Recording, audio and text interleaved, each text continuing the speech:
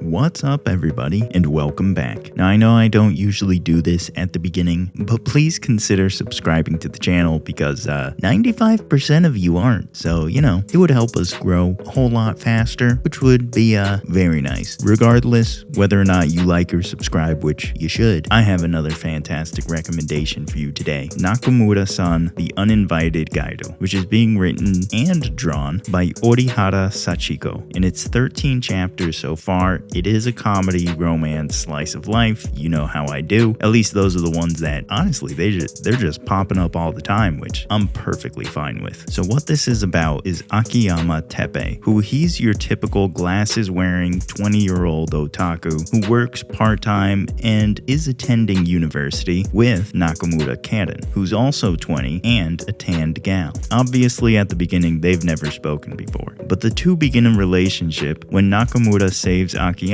from being hit by a car. Akiyama says he owes her his life, and what do you know? Nakamura needs a place to live. So she moves in with Akiyama. He's obviously not stoked about it, seeing as they don't have a relationship with each other. Sure, they go to school together, sure, they work together, but they're not friends. They don't even talk. But this is manga, so he just goes along with it and lets her take his bed and tucks her in, where we get first blush confirmations of Nakamura's feelings for Akiyama. From there, you get pretty normal romance living together activities, but done in a very tasteful, wholesome, and less shenanigan-y way. Like, one point that Akiyama comes back to is you shouldn't be living with a guy you don't know. And she's like, you're an otaku, you're not gonna do anything. Besides, I can defend myself, and she judo flips him, and he's like, yeah, okay. And what's great about this manga, and one of the reasons I love it, is because it's realistic, at least like this. Because later on, Akiyama brings up the same point about being careful because he's still a guy, and even though he might not have evil intent, that doesn't mean it doesn't exist. Not with him, but with others. And she's again like, psh, whatever. So Akiyama pins her to the wall and is like, try and fight, and she can't do anything. It's realistic interactions like this and bringing up old conversations again that make this stereotypical romance scenario feel more real.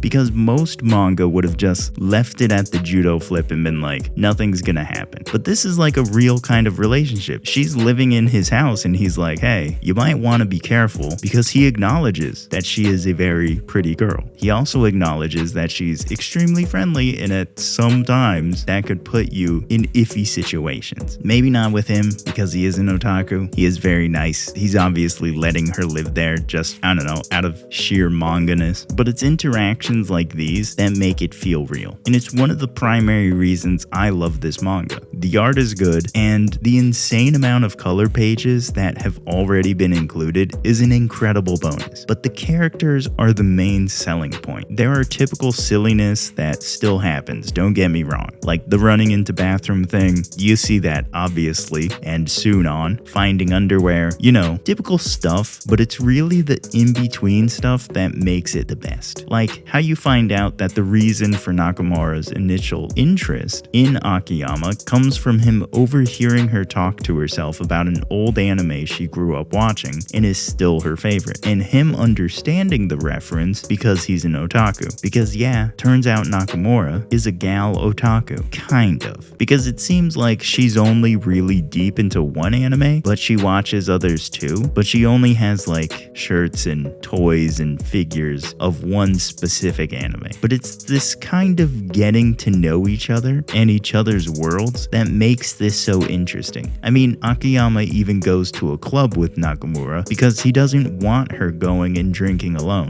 And honestly, she's stoked about that. She's real happy that he goes and makes sure to basically spend every single second with him, and she does more than she would do if she was alone because she feels comfortable with him being there. So even though this has its stereotypical elements, it's done in a refreshing and in some cases realistic way. Like they are an otaku and gal on the surface, but act like real people and surprisingly aren't afraid to say how they feel. Like how neither of them have confessed feelings for each other, but both of them have openly confessed to getting jealous for the other one. And I love that, especially because it's something you usually have to wait for, or one person is jealous and they act like a jerk to the other person instead of just being like straight up, yeah, I'm jealous. But in this, Nakamura points out, are you jealous right now? And Akiyama's like, yeah, I am jealous. And like I said before, these conversations coming back, Nakamura gets jealous of Akiyama at one point and he smirks and he brings it back like, oh, are you jealous now? In a lot of romance things I have read, that's not typical. The bringing back like an old conversation that you would do with someone in a manga. And I love that. I love the bringing back things because it kind of feels like how you would be in a relationship too, where you bring back old things, not necessarily like bringing up old dirt, hopefully, but bringing back old things just to be like,